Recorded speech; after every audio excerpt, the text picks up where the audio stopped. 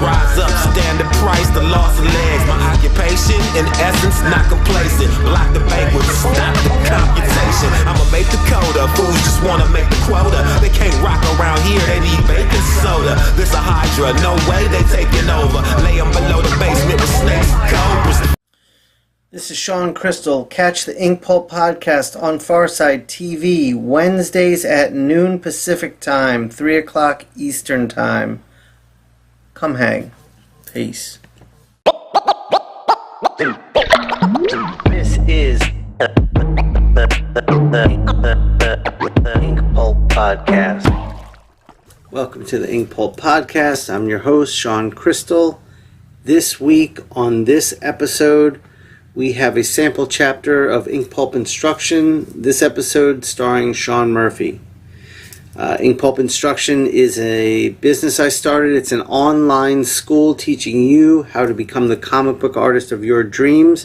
I host many episodes myself, and I have many episodes with guest artists like Sean Murphy, Jim Mahfood, Eric Canetti, Tommy Lee Edwards, Jeff DeKyle, and others to come. So click the link in the little description down below, but first check out this free sample chapter from Sean Murphy. Peace.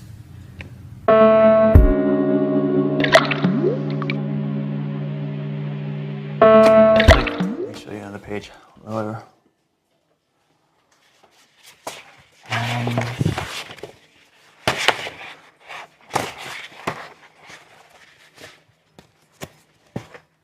Well. So, this is to do this city. I had to figure out where the highways went, where like the overpass clovers are. Draw a few, like, you know, here's a really high bridge, whatever, it's the future. And then it was like just bullshit grids in mark making, like thin line, thick line, thin line, thick line, thin, and then coming later, and it's like this middle section, thick. It's just patterns, just changing up patterns, right. And they're so far away, it just reads as a building. But you got to do more than that, so it's like I'll leave an empty spot for an advertisement or a big brutish style cement building with no windows, and then of course the pyramid, and then there's just organized bullshit. Like those lines are no different than what I was you just saw me doing. Right. And then like the noodly stuff here is fun. I did struggle on the rooftops, like how to make it slightly in about that. Yeah, different perspective. Like but if you had to draw Narcos, that would be an issue. Yeah, like this would only work in a. I would take a different approach if I was drawing Narcos. But for this, like, it's actually a lot easier than it looks. But I just found a way to, like, start with the highways, do drop shadows underneath the overpasses that look really convincing when you look back, stuff like that. And then I'll add, like, white lens flare lights with white ink just to give it another layer. And then I mush with my thumb against the ink to create darker effects, and then I'll go with white ink to make haze, just a little bit of it reflecting off the blimp up there. And it's tough for a colorist because this is such a complicated mess of lines that sometimes colorists don't know what to do with all that. Right. When people say, a lot of people say that they like my stuff uncolored, and I think that's why, is I'm not leaving colorists any room. Whereas a lot of mainstream artists need to be colored. Right. And I get it, and I'm not criticizing at all. It's just that, I don't know, I was just raised to try to not need a colorist. Well, you come from, I mean, I think the tradition of cartooning, because of the history of printing, is steeped in black and white art. And yeah, I think you and I have such a love and appreciation for some of the truly early days of comics, and also manga. Right. That, you know, it's something I think about. We're dealing with a graphic storytelling medium, and if we look at a novel, it's basically a graphic storytelling medium. It's just the graphics in the novels are letters. Right. So you don't see like rainbow colored text. Right. It'd be hard to read. Yeah. So I don't know. I think it's a tradition unique to cartooning and one that is great to celebrate and try to keep it alive. I mean, like, I know we've been talking about throughout the weekend, like me moving into writing and drawing my own stuff. I think I'm going to do it black and white. Yeah, man, I would. Are you doing plot holes black and white? I have a artist edition that's printing the raw scans. Right. The next book I do after Batman, got that one. I'm going to do black and white version for 50, and then I'll do a color version for 40. Because I'm learning that the artist collectors will pay more for no color interference. Yeah, absolutely.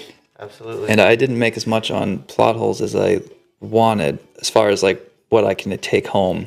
Mm-hmm. And finally, someone was like, "Dude, you're," his words, not mine, "you're a top talent in the industry. There's no reason why you should be trying to beat other people's prices. People will pay a premium for your shit." That's exactly right. Next time you do, like, don't be shy about asking for more. Who cares what a handful of people online say? Yeah, you know? I feel like with what we're doing, I mean, just for example, like the commissions I just got, I would have never asked for that a year ago. Right. And it just took me asking for that to get it. Yeah. That's, just learning your value, I guess. But yeah, I think when it comes to like all the DIY stuff that we're really getting into, it's the Wild West. Like, people don't have an expectation of price. I mean, I see people like doing Kickstarters where their floppy is like $13. Yeah. And people are like, no problem. Yeah. I felt like, I don't want to gouge my customers, and I don't need to protect my customers that much. They seem to be fine. Right. And I don't know that it's gouging. It's well, the market allows it, so it's not necessarily gouging there. But 100%. Also, if you're just you or a couple people self-publishing a comic, that cost goes into making it in a different way than it does a Batman book. Yeah.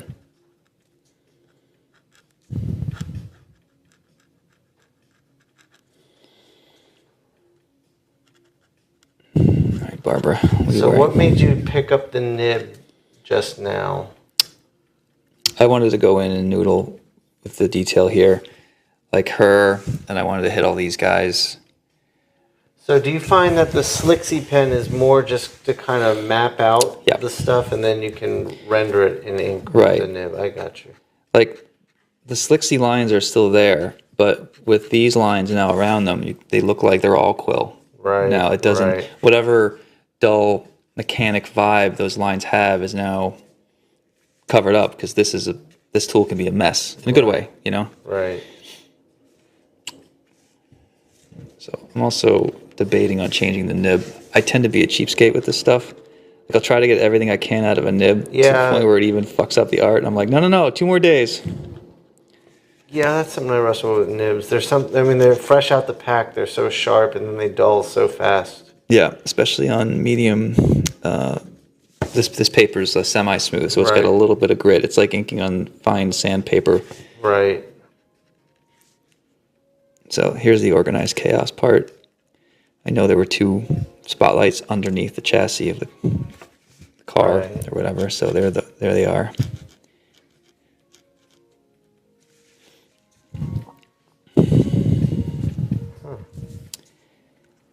And it's going to be black all around it, so you just put some of that in there. Now make sure I like the shape.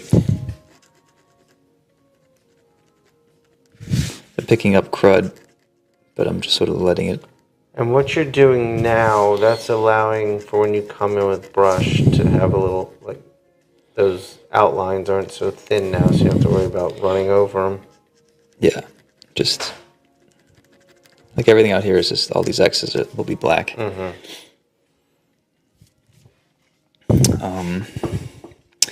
While I'm here, I just spotted the hand, which is an area I can use the quill on.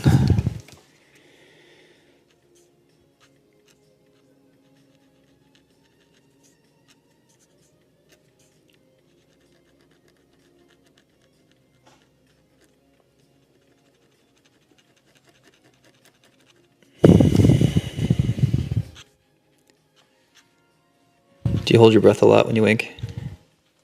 I used to, and I learned the power of the like exhale. Yeah. Snipers do that to steady their hands. Oh, really? When a sniper takes a shot, he'll exhale because it's steadier, and then he'll pull the trigger. Yeah, when I have to do like a long single pull on a brush, Yeah.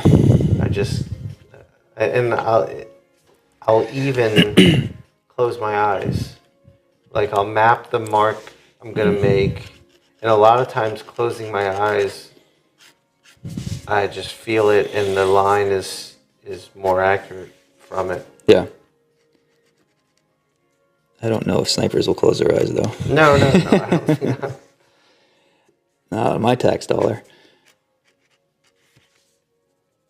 I'm going to hit this with a broken brush later. These lines are just to guide the direction. Right. Some of them might make it through. I don't know. This is probably all going to be black, but I'm curious if maybe something else will pop out to me and be like, oh, maybe I can leave that part white. Right. Not sure yet. But worst case scenario, I can just make it all black.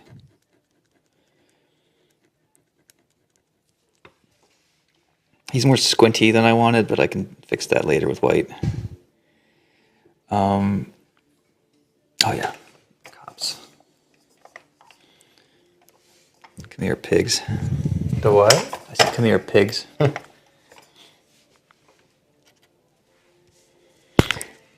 Okay, so that's black.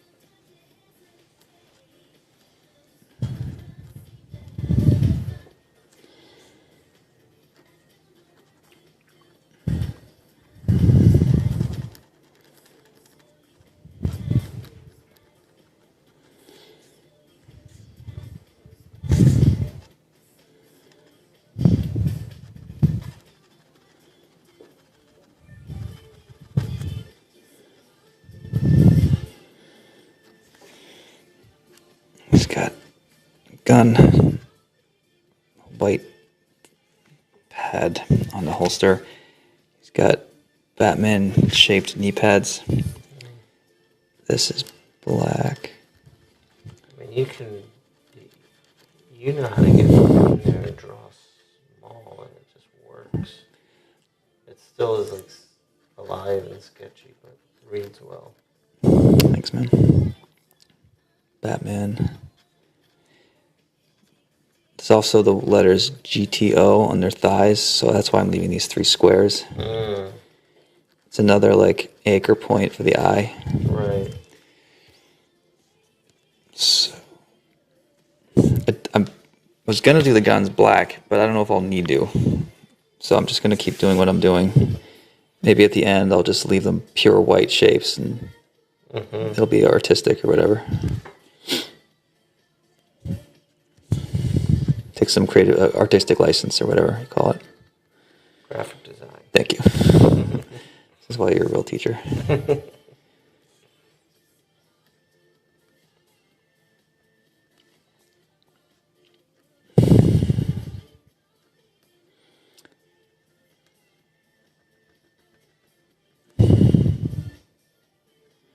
This is a great way to get hand cramps too. Yeah, I would say so.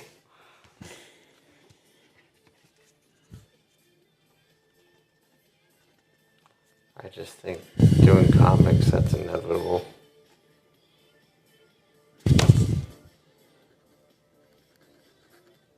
I guess unless you work at like Paul Pope size. Yeah. He must never worry about a shitty brush.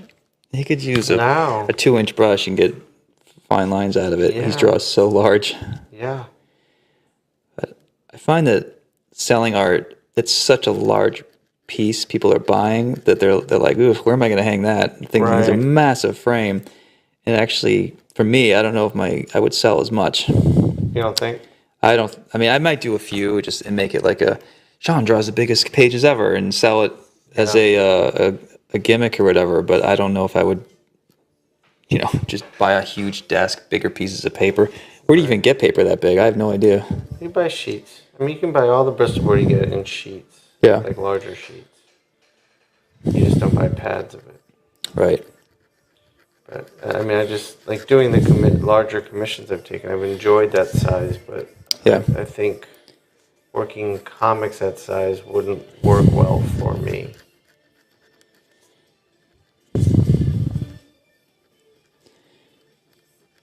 So my nib is not the sharpest, and it's picking up gunk, but it's sort of adding something to it that isn't totally turning me off yet. So I'm gonna just keep riding this out.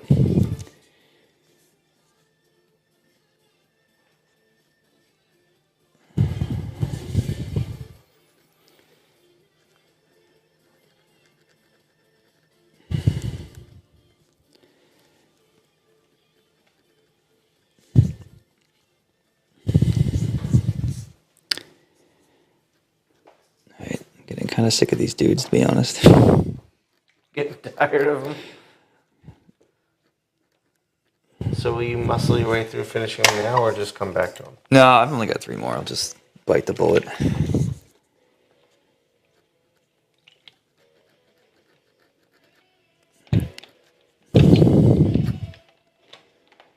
Good.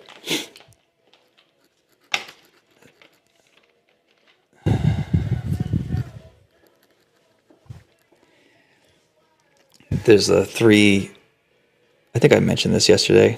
There's 3 books about Batman in the works now that deal with police brutality and VLM. You didn't talk about that. Yeah, so when I set out to do this, I was like, I want to do good cops and I want to do bad cops. I want a book that police will enjoy. Right. Not that my angry, outraged liberal friends will approve of. Right. Because I've got cop readers, cop friends, cop family, and I'm like, hey man, it's a shitty job, and good cops hate bad cops too. Right. So I wanted to try to have a balanced approach to it, and it didn't seem like any of the other creators working on these books are gonna do that. I think they're just gonna be like, Anti-cop. cops bad. Yeah, exactly. Yeah. So when they were like, oh, so-and-so is also doing a book that deals with this topic, and I'm like, I sound like a dick for a second. First of all, I'm going to outsell that dude. Second of all, he's going to do a one-sided type of book, and that's cool. And I'm going to do one that real people can enjoy, police can enjoy, Right. and that will stand the test of time better. Were they trying to convince you to change your story, or they were just... No, they know better than that.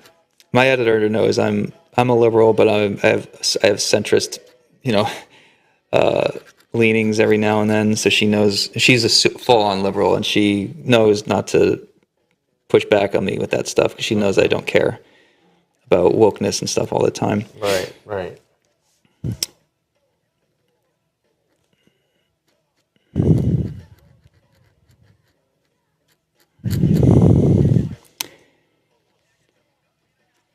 Now, if I was really a top-notch professional, I would change my nib right now, but I'm lazy. I find it fascinating that a lot of my inking decisions are based on laziness. Yeah. I don't feel like pulling out a nib. I'll just do it with the brush. Yeah. Yeah. That's how I got to the point where, like, even with rulers, I use a ruler and a brush now. Like, Yeah. I think it was just laziness. Like, I don't feel like taking the time to switch it to another tool. I'll just keep going. Right. Like, it'll be funny at the end. You can see, like, Sean had all the energy. Sean's losing energy. Sean's getting tired. Sean's not giving a shit. Sean's ready for a drink. Sean should be done by now. Sean's had a drink. Yeah. First sip of whiskey. Second sip.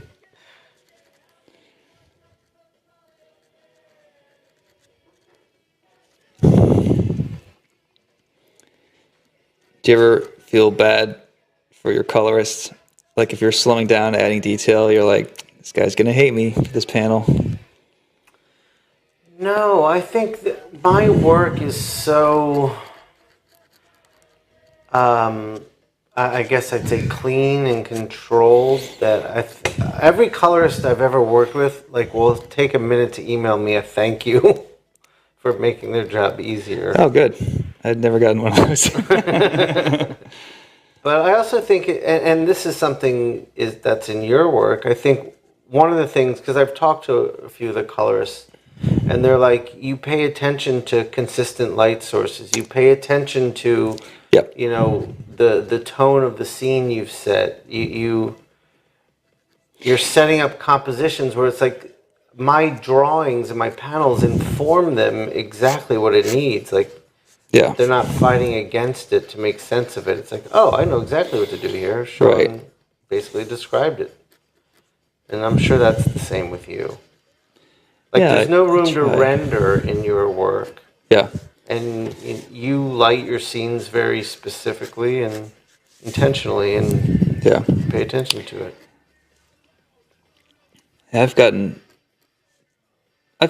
Well, the people that I've worked with who I pay or DC pays, they don't seem to care.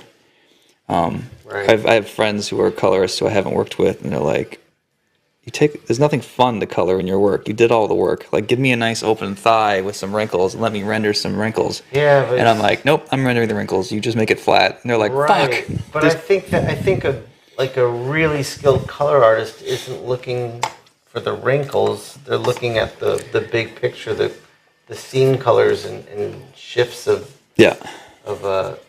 colors for narrative purposes. So they're not looking to show off with rendering stuff.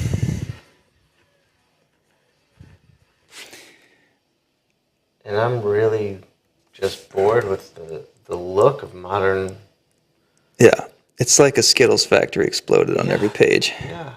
And look, it's like they're adding depth and dimension and making these things drip with like cool shit, but it Yeah. doesn't add clarity to the image most of the time, and it just creates a pool of noise. Right. I don't know I think I was talking to Ryan Otley once, Yeah. talking about drop shadows. Because I'll draw every shadow. Like, I don't have an outline. A guy standing down, and there's a light source. People will draw an outline of him cast on the street Right. behind him, and they'll fill that with color. Right. I black that shit in. Or Me too. they don't even draw his outline. They just let the colorist draw a vague, darker spot on the ground or whatever. Right, right. And I'll everything has a drop shadow, even this arm, which I haven't added yet. Everything, like, drop shadows are part of the deal. And Ryan Otley didn't do that, or he used to do it, but he doesn't. I don't remember what he was saying. At the time, he was a Mormon, so he was sober, and I wasn't.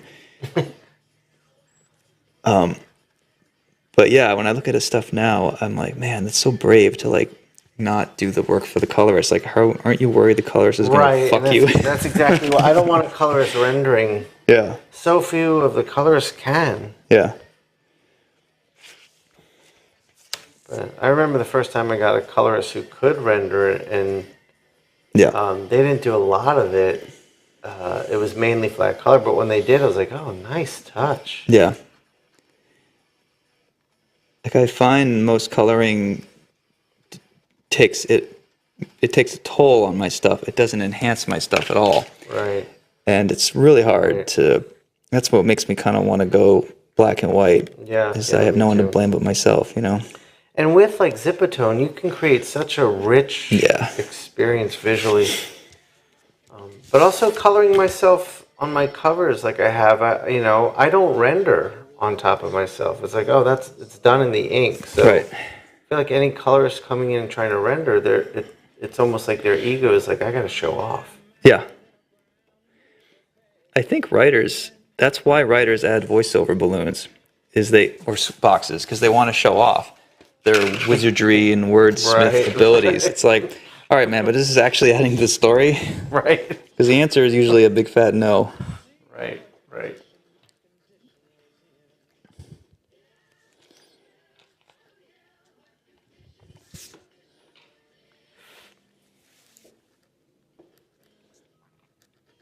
There's a movie I would draw to answer your question.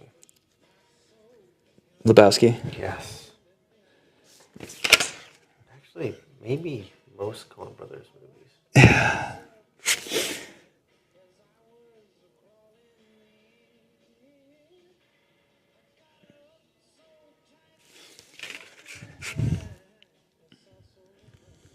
I had to watch this movie 3 times before I got it. I was like, what the I don't even know why I put myself through that so-called torture. And then when I moved to LA and I watched it for the time, I'm like, man, this is the best LA movie ever. Yeah, it's just LA noir. LA noir. These people that are like left over from the 60s who don't have jobs. Like, what is going on here?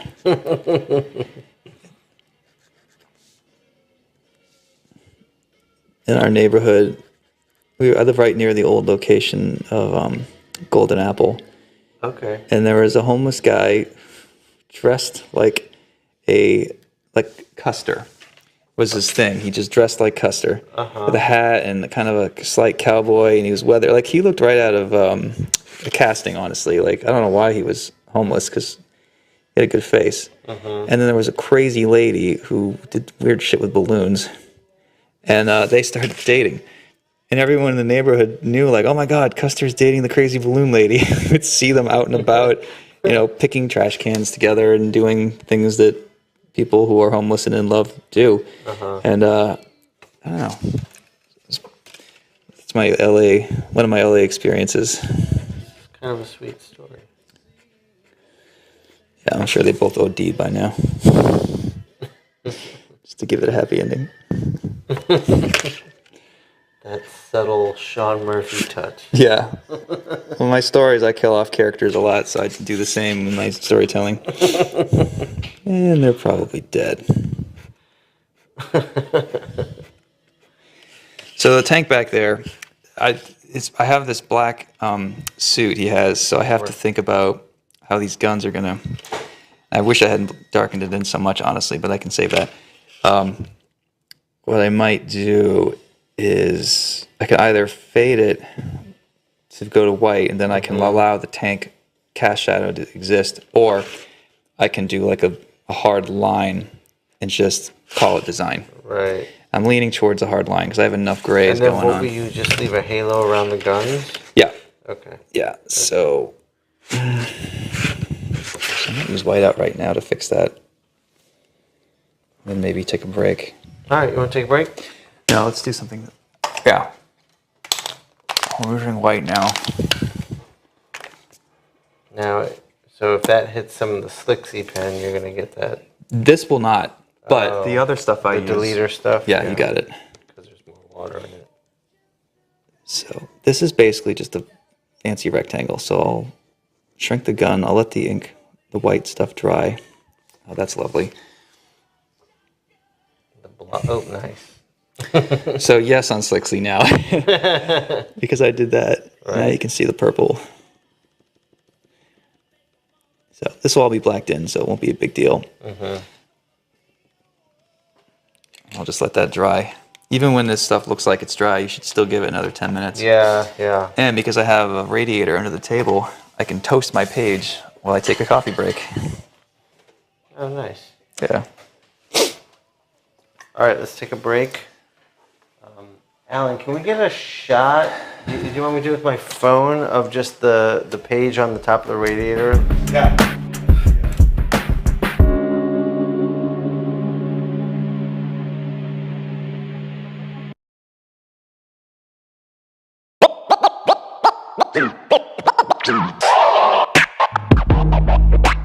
Comics. Hip hop. Life.